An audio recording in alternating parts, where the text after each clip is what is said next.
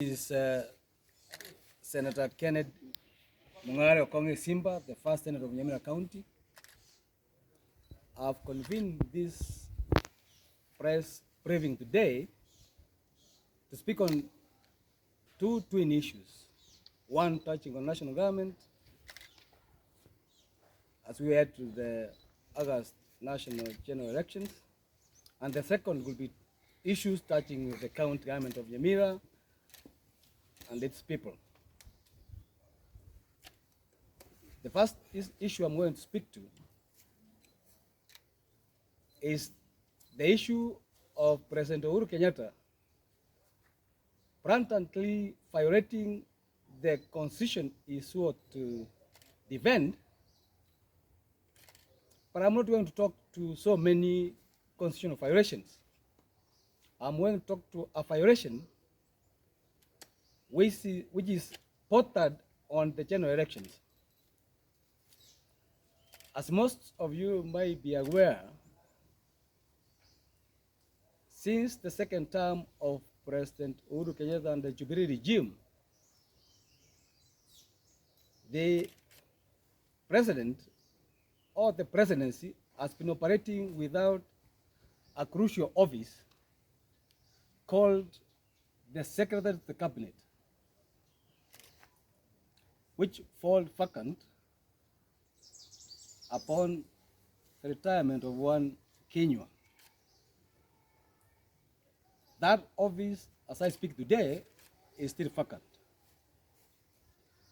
President Uhuru Kenyatta violated the constitution in failing to convene cabinet sittings which inform national development. So whatever he has been doing for the last 2 years or 5 years have a huge constitutional irregularity and illegality. You are aware that President Uhuru Kenyatta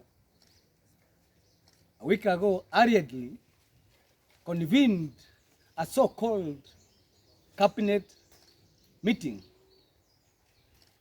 The Constitution speaks on that issue that the president shall means mandatory, instruct the secretary to the cabinet to convene a cabinet meeting.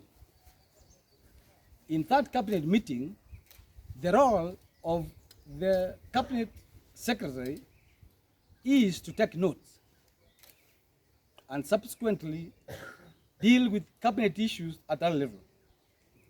Where did the president get powers outside the Kenyan constitution to convene a cabinet meeting?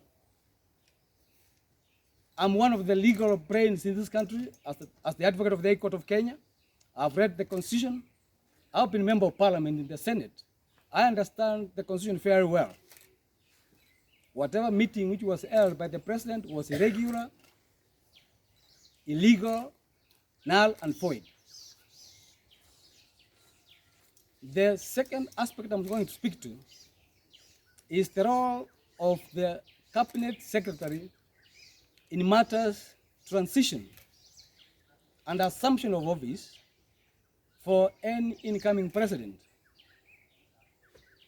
2 months to election, we do not have a vetted cabinet to the secretary.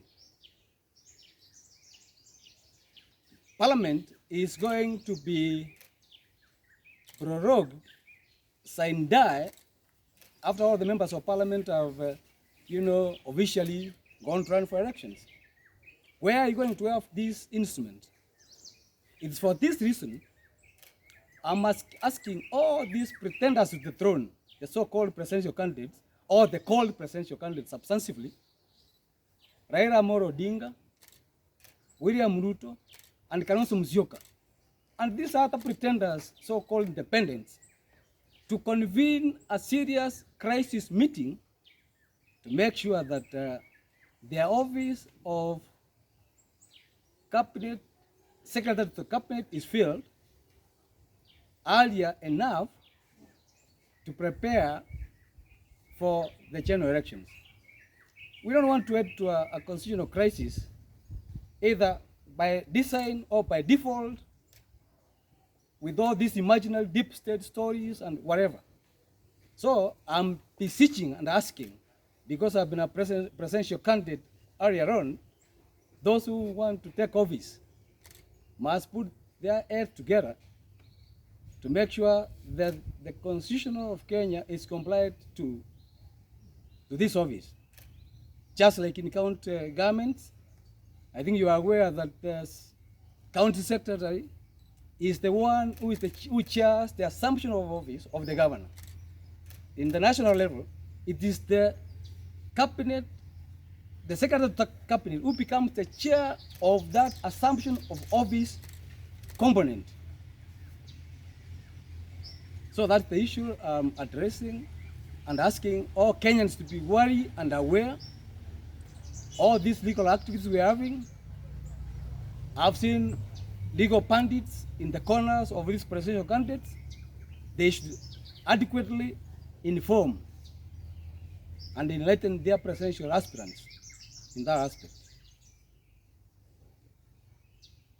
That's the issue I was talking about.